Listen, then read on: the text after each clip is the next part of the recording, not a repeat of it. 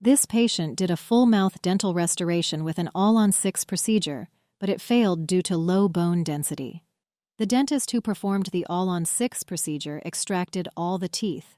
He inserted some bio-bone material to compensate for the bone loss, and he inserted the screws of the 3-piece conventional dental implants. But the bone compensation failed.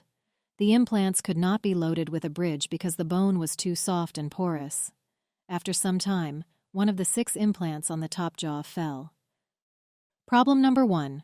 Conventional implants are too short. Conventional implants are too short. They are fixed into the spongy cancellous bone of the jaw that shrinks in volume due to gum disease and disappears after tooth loss. In this case, it was obvious that the conventional dental implants would never hold a full dental bridge and give back a smile to this patient.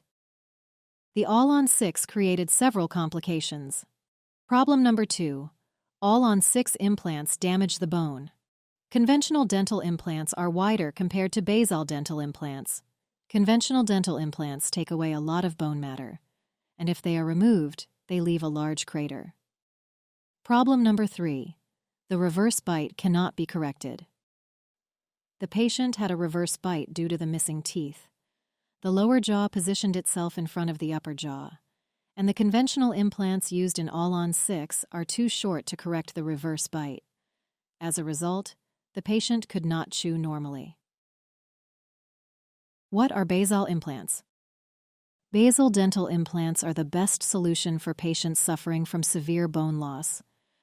Basal implants are longer and fixed into the hard cortical bone to support a full dental bridge so the patient can have a full set of teeth and chew normally. They avoid the need for bone graft, sinus lift, and zygomatic implants, and they can help correct a reverse bite. Who is Dr. Genchev? Dr. Genchev is one of the best European basal implant dentists. He specializes in the full mouth implantation of patients with severe bone loss. He routinely saves patients who experienced failed all-on-4 or all-on-6 dental restoration procedures. Dr. Genchev is based in Bulgaria. Patients seek his help from all over Europe, and even as far as the USA, Canada, and Australia.